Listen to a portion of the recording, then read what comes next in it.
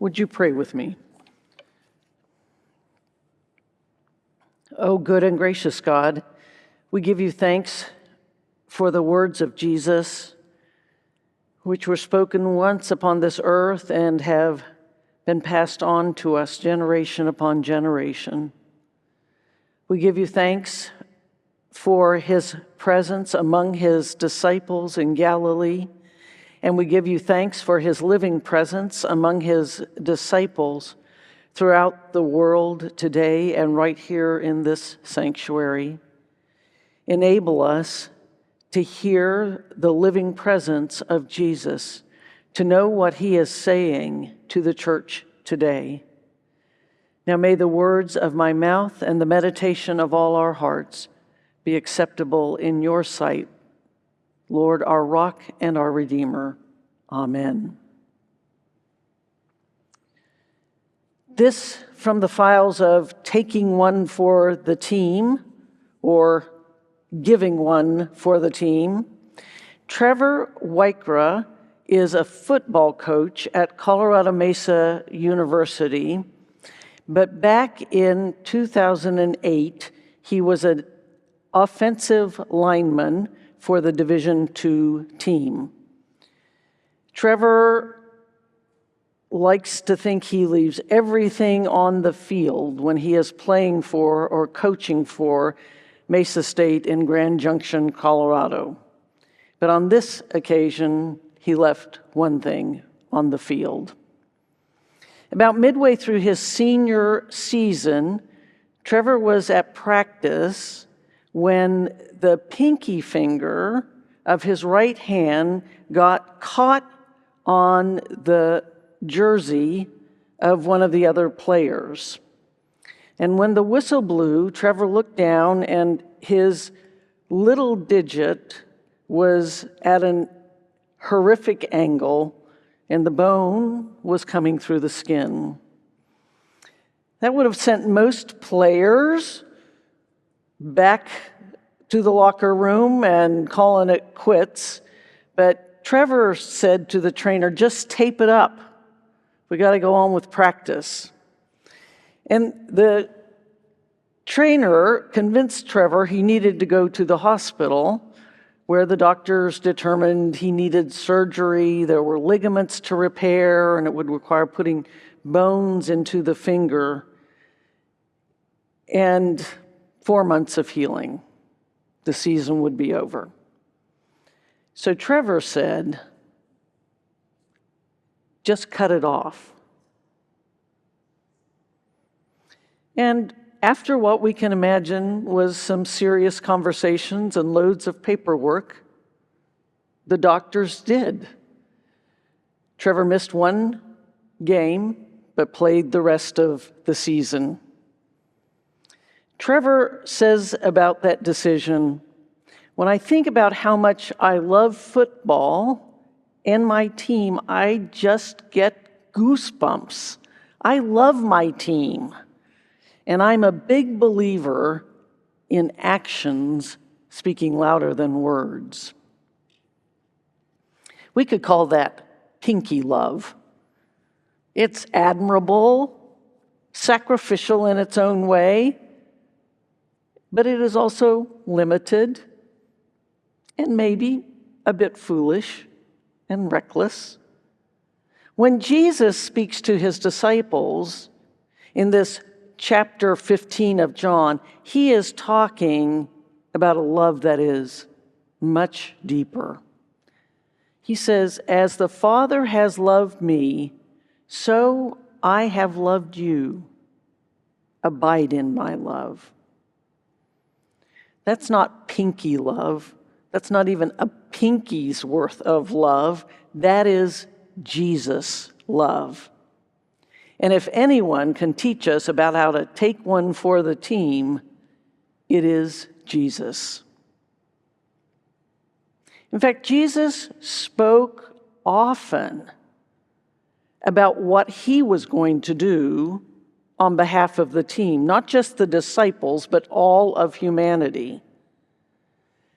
In fact, the synoptic gospels, especially Matthew and Mark, Almost all of the narrative is developed around Jesus' understanding that he will sacrifice himself for his friends.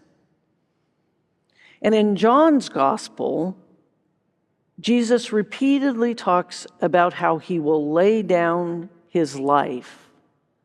Earlier in the gospel, Jesus has named himself the Good Shepherd, who will lay down his life for his sheep. The protection and nurture of his flock are the mission that is worth the price of his life to Jesus. And now here in chapter 15, as the threats to Jesus become more focused, Jesus is speaking again about what he is willing to do. But here, Jesus is not saying that he will lay down his life to protect his flock. He is laying down his life out of love for them. Jesus says his willingness to have his own life cut off is love for his friends. You probably know that in Greek, the word love, phileo, is tied to the word for friends, philos, so that a friend is literally one who is loved. Now, if we go back to Trevor, even before that Pinky incident, he was not headed for the NFL. He didn't sacrifice his finger for personal glory or advancement. He did it because he loved his team. And we can assume that his teammates had loved him right back. They'd spent 4 years sweating, training, winning, losing together, and forming deep bonds of loyalty and affection. That's why Trevor's sacrifice meant something, not just to him, but to the team. They knew he loved them. He knew they loved him. And when love is shared, people will do just about anything for one another. That kind of reciprocity gives us a glimpse of what Jesus is talking about when he says, "You are my friends. Love one another as I have loved you." But here's a difference. Trevor's teammates could cheer for him, admire him, even love him in return. But their love could not finally sustain him, keep him. Jesus' love, by contrast, does not falter, does not fade, is not dependent on our performance. Jesus' love is rooted in the Father's love, and that makes all the difference. Jesus was one who was loved by God, chosen, equipped, and guided from the manger to the tomb. That love shaped and defined Jesus' life and ministry. And now Jesus says, "As the Father has loved me, so I love you. Abide in my love."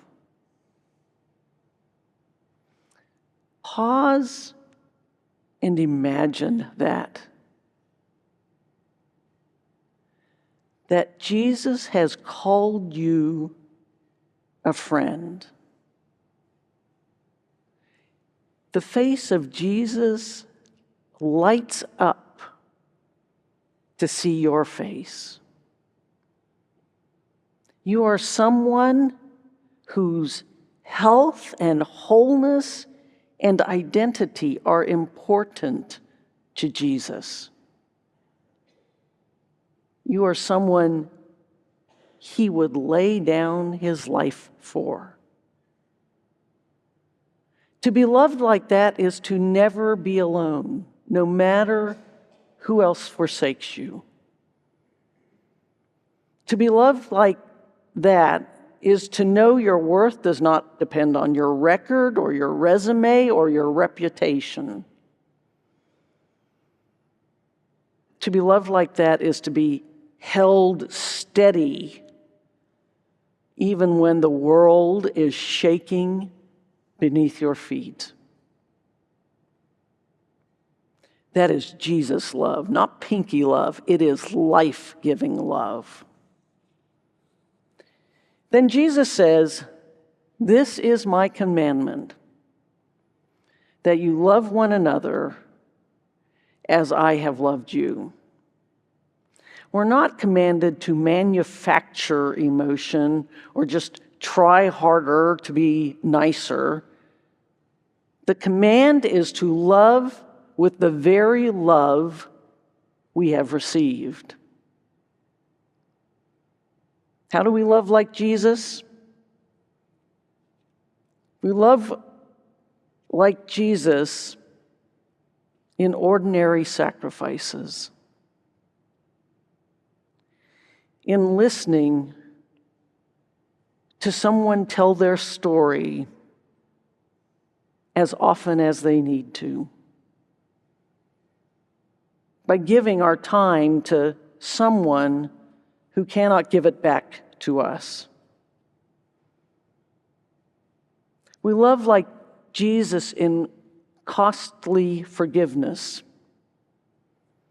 setting aside that scorecard we keep in our minds and hearts, and opening ourselves to be vulnerable to reconciliation.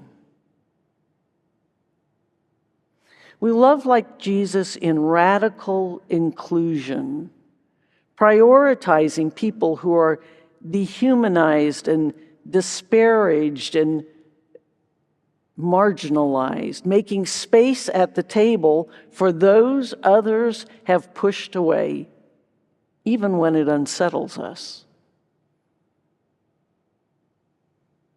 We love like Jesus in courageous generosity,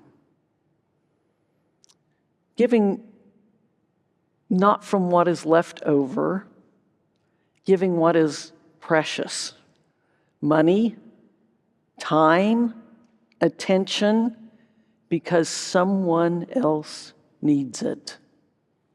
Giving even when it costs us something and changes our life. These are not small gestures, they are daily gestures, and they are the way we lay down our life for the sake of another. But remember, Jesus does not tell us to start with sacrifice. He tells us to start with abiding. We can only love like Jesus if we first let ourselves be loved by Jesus. We can't earn it. We can only receive it and allow it to transform us. It's only then, as friends of Jesus, that we will be able to bear fruit that will last. Trevor gave his team his pinky. Admirable. But it was only pinky love. Jesus gave his friends his life. That is Jesus' love. Abide in that love. Rest in it. Lean into it. Let it carry you. Then and only then, go and love another as you have been loved. That is love that bears fruit. That is love that will last. That is love that gives life.